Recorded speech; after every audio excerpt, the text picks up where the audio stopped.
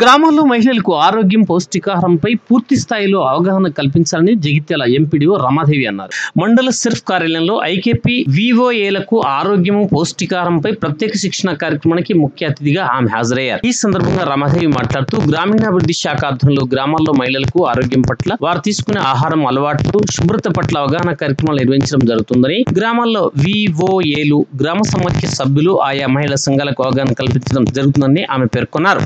ఈ సందర్భంగా కార్యాలయ ఆవరణలో జాతీయ జెండా ఆకారంలో వివిధ రకాల కూరగాయలు, ఆహార పదార్థాల నుంచి వాటి గురించి ప్రత్యేక అవగాహన కల్పించి బెల్లము, పల్లి పట్టీలు తీపి పంపిణీ చేశారు. సమావేశంలో MPDO Ramadevi, Kalleda cluster ICDS supervisor Srilakshmi, APM V Gangadhar, Kalleda PHC ఏఎన్ఎంలు శ్రీ శైలజ, సిసిలు Gangaram, Srinivas, Ravinder, Maria, Streenidhi assistant manager Rani, సిబ్బంది పద్మ, సురేందర్, అశోక్, రూరల్, అర్బన్ మండలాల వివోఏలు తదితరులు హాజరయ్యారు.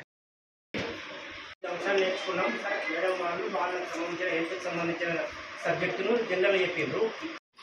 ఒక్కొక్కటి ఏపీఎం గారు మన షెడ్యూల్ ఏదైతే ఉందో దీన్ని ఒక్కొక్కటి చేస్తే కొంత ఉత్సాహవంతంగా మహిళలందరూ కూడా మన మీటింగ్స్ అయితే కదా గ్రామాల్లో మహిళలందరూ వినిపించుకోండి. మన ప్రెసిడెంట్స్ అందరూ చేతులు ఫస్ట్ మనకు గత 2 years బ్యాక్ ఒక డిసీజ్ వచ్చింది, కోవిడ్ అనేది.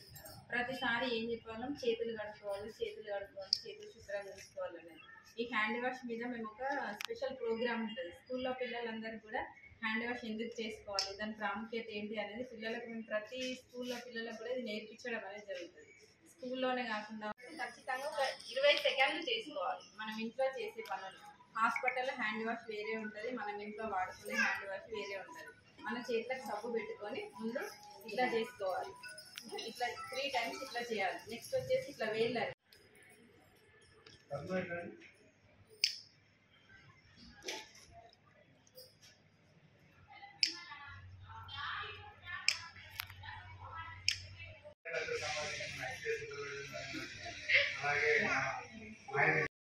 మన మహిళలు అంటే అందరూ, నాట్ ఓన్లీ మన ఐక్యత మహిళలు కాదు, మొత్తము గ్రామాల్లో మనము మీరు మీటింగ్లు జరిగినప్పుడు స్పెషల్గా ఆరోగ్యం గురించి స్పెషల్గా డిస్కషన్ చేయాలి. ఎందుకంటే ప్రతి ఒక్కొక్క ఆకుకూరల వల్ల కూరగాయల ప్రతి ఒక్కటి ఎంత మంచి ఇచ్చినట్టే గవర్నమెంట్ మనకు అర్థమయ్యేటట్టుగా ఇది చూస్తుంటే నిజంగా చిన్నపిల్లలకు పాఠాలు నేర్పినట్టుగా ఉంటుంది. అంటే ఎన్నిసార్లు చెప్పినా కానీ మనలో మార్పు రాదు. ఎందుకంటే దాని వెనకాల రీజన్ ఉంది.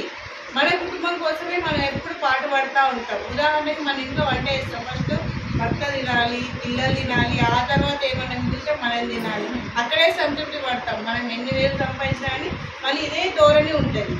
కానీ మహిళల లోపలే చైతన్యం తేవాలి, వాళ్ళు ఆరోగ్యంగా ఉండాలి, అన్ని విధాలా బాగుండాలి ఉద్దేశంగా చిన్నపిల్లలు చెప్పినట్టుగా ప్రతి కూరగాయ వెనకాల ఏమి లాభము అనేది ఇంత స్పష్టంగా ఇచ్చిందంటే ఇప్పటికైనా మనం ఏం చేయాలి, మన ఆరోగ్యం పట్ల మనము చాలా జాగ్రత్తగా ఉండాలి. మనము ఉండడమే కాదు, మనం పాటించడమే కాదు, మన చుట్టుపక్కల ఉన్న వాళ్ళకు కూడా మనం ఇది చెప్పగలగాలి, అమలు చేయాలి.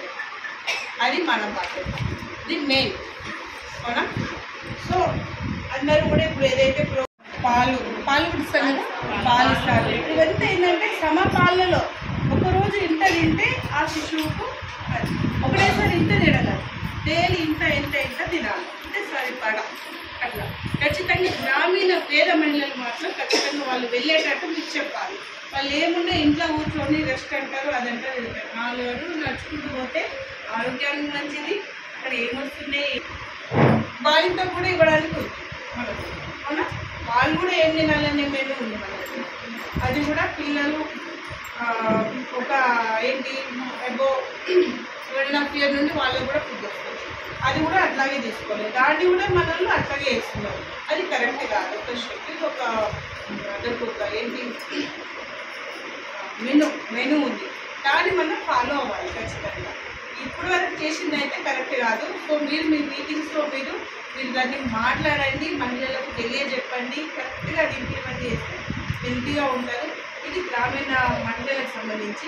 కొంత వీరున్న వాళ్ళు మాత్రం మంచిగా మనము కూరగాయలు రెగ్యులర్గా తీసుకుంటాము, దాంట్లో మనకు పోషకాలు ఉండే కూరగాయలను తీసుకొని మీరు తినండి. మీ కుటుంబంలో అందరూ ఎట్లాగో తింటారు, కాకపోతే మీకోసం మీరు టైం కేటాయించుకోండి అని నేను చెప్తున్నాను.